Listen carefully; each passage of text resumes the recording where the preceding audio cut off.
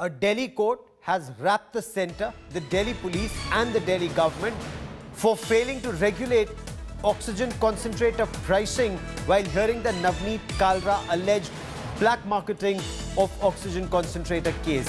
The court has said, how can you brand someone a criminal even before there is a regulation in place?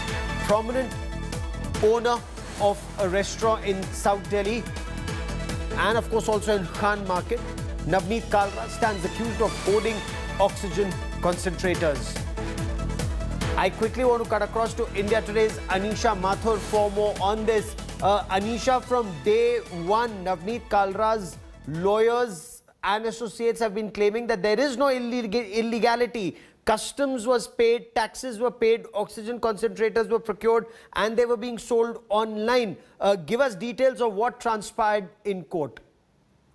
Well, Gaurav, the hearing is currently still on with the lawyers for Kalra's co-accused are currently wrapping up their argument before the court of the CMM in Southeast Delhi. Remember, Kalra's anticipatory bail plea is not what is being heard. It is his co-accused who were arrested in the last week. Those hearings are bail petitions are currently being heard by the CMM court. Now, what the police has argued, what the prosecution has argued, is that there was cheating, that these people were selling the oxygen concentrators beyond the MRP, higher than the maximum retail printed price, and that people were being induced to buy these concentrators because it is a pandemic situation, because it is a situation of emergency. Now, what the court has raised certain very, very important questions. First of all being, was there any regulation in place regarding the any cap on pricing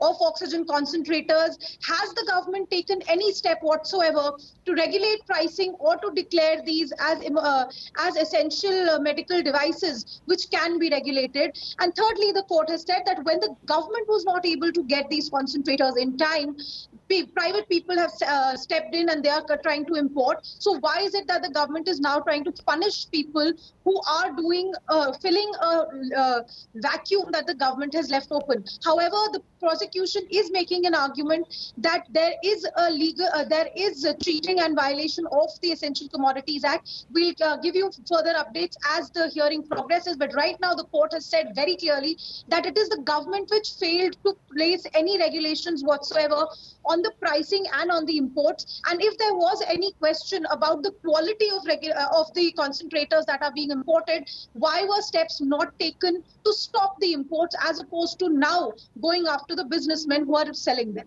Back to you. Anisha, for the moment,